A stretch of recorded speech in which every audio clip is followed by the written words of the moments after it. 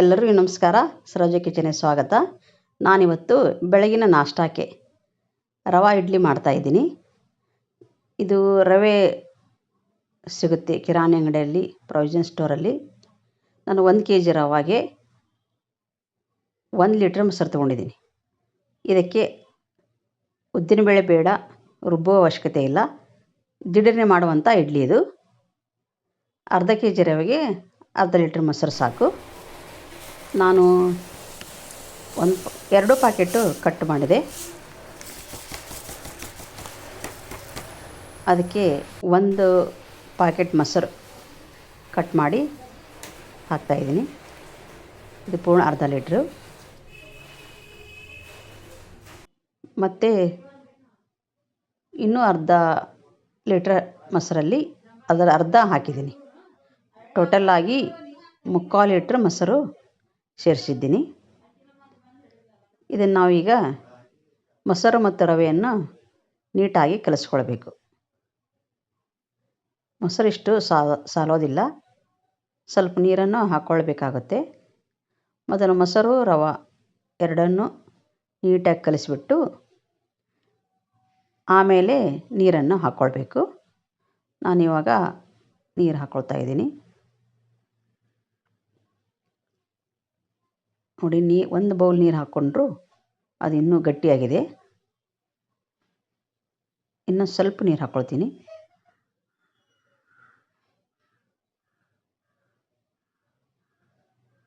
ಇವಾಗ ಒಲೆ ಮೇಲೆ ಇಡ್ಲಿ ಪಾತ್ರೆಗೆ ನೀರು ಹಾಕಿ ಕಾಯೋಕ್ಕೆ ಇಡ್ತೀನಿ.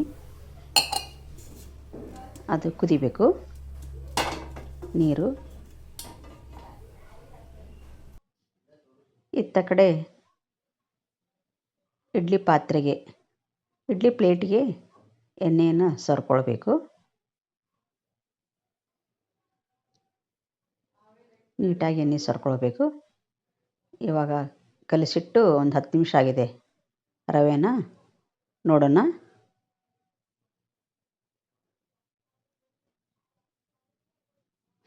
ಸ್ವಲ್ಪ ಗಟ್ಟಿ ಅನ್ನಿಸ್ತಾ ಇದೆ. ಇನ್ನು ಸ್ವಲ್ಪ ನೀರು ಹಾಕ್ಕೊಳ್ಬೇಕು, ತುಂಬ ಅಲ್ಲ, ಸ್ವಲ್ಪ ನೀರು ಹಾಕ್ಕೊಳ್ತಾ ಕಲಿಸ್ಕೊಳ್ಬೇಕು ಈ ರವೆಯನ್ನೇ.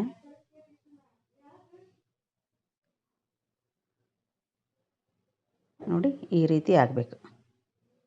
ತುಂಬ ನೀರು ಬೇಡ, ತುಂಬ ಗಟ್ಟಿ ಬೇಡ, ಈ ಹದಕ್ಕಿದ್ರೆ ಸಾಕು.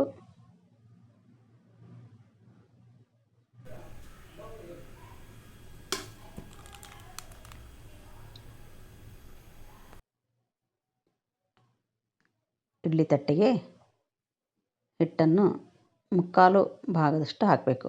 ಆ ತಟ್ಟೆಗೆ ಬೌಲ್ಗಳಿಗೆ ತುಂಬಿ ಹಾಕಬಾರ್ದು, ಸ್ವಲ್ಪ ಕಡಿಮೆನೇ ಹಾಕಬೇಕು. ಅದು ಬೆಂದಾದ ಮೇಲೆ ಇನ್ನೂ ತುಂಬ ಉಬ್ಬಿ ಬರುತ್ತೆ. ಅದಕ್ಕೆ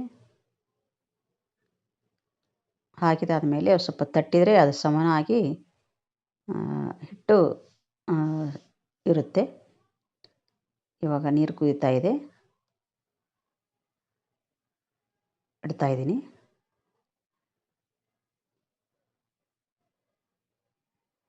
ಹತ್ತರಿಂದ 12 ನಿಮಿಷ ಬೇಯಬೇಕು ಜೋರು ಉರಿಯಲ್ಲಿ.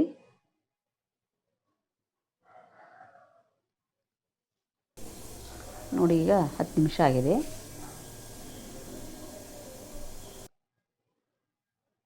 ವಿಸಿಲ್ ಬರ್ತಾ ಇದೆ. 2 ವಿಸಿಲ್ ಬಂದರೆ ಸಾಕು.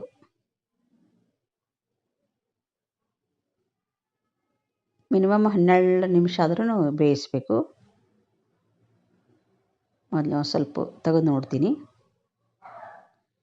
ಕೈಯಿಂದ ತಟ್ಟಿ ಮುಟ್ಟಿ ನೋಡಿದಾಗ ಅಂಟಬಾರ್ದು. ನೋಡಿ,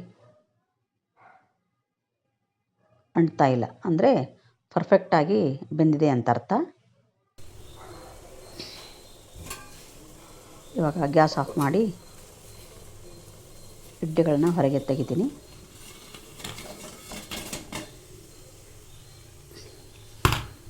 ನೋಡಿ, ಎಷ್ಟೊಂದು ನೀಟಾಗಿ ಉಬ್ಬಿಕೊಂಡು ಬಂದಿದೆ. ಇಡ್ಲಿಗಳು ಎಷ್ಟು ಚೆನ್ನಾಗಿ ಆಗಿವೆ. ಹೊರ ತೆಗೆದ ತಕ್ಷಣ ಇಡ್ಲಿಗಳನ್ನು ಪ್ಲೇಟ್ನಿಂದ ತೆಗಿಬಾರ್ದು. 1-2 ನಿಮಿಷ ಆದರೂ ಬಿಡಬೇಕು. ಅಂದರೆ ಆ ಬಿಸಿಯಾದ ತಟ್ಟೆಯಲ್ಲಿ ಅದು ಇನ್ನೂ ಬೆಂದುತ್ತೆ. ನೋಡಿ ಎಷ್ಟು ಚೆನ್ನಾಗಾಗಿವೆ ಇಡ್ಲಿ. ನೋಡಿದ ತಕ್ಷಣ ತಿನ್ನಬೇಕು ಅನಿಸ್ಬೇಕು, ಆ ಥರ ಆಗಬೇಕು.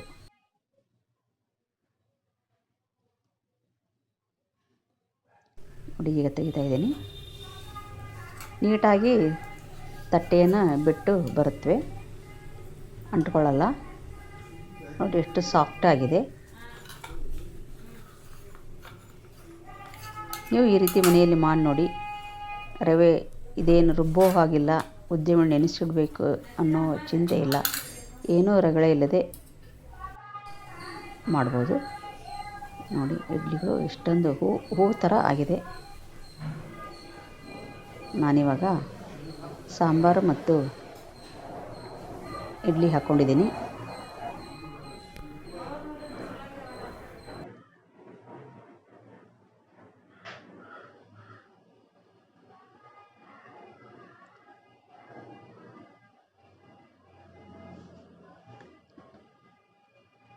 ಇಡ್ಲಿ ನೋಡ್ತಾ ಇದ್ದರೆ ತಿನ್ಬೇಕು ಅನಿಸುತ್ತಲ್ಲ. ನೀವು ಮನೆಯಲ್ಲಿ ಮಾಡಿ ನೋಡಿ. ನೋಡಿ ಇದು ತಟ್ಟೆ ನಮ್ಮ ಮಗನಿಗೆ ಹಚ್ಚಿದ್ದು. ಚಟ್ನಿ, ಸಾಂಬಾರು ಮತ್ತು ಇಡ್ಲಿ ಜೊತೆ. ಈ ವಿಡಿಯೋ ಇಷ್ಟ ಆಗಿದೆ ಅಂದ್ಕೊಳ್ತೀನಿ. ಇಷ್ಟ ಇದ್ದರೆ ಲೈಕ್ ಮಾಡಿ, ಶೇರ್ ಮಾಡಿ, ಪ್ಲೀಸ್ ಸಬ್ಸ್ಕ್ರೈಬ್ ಮಾಡಿ. Thank you.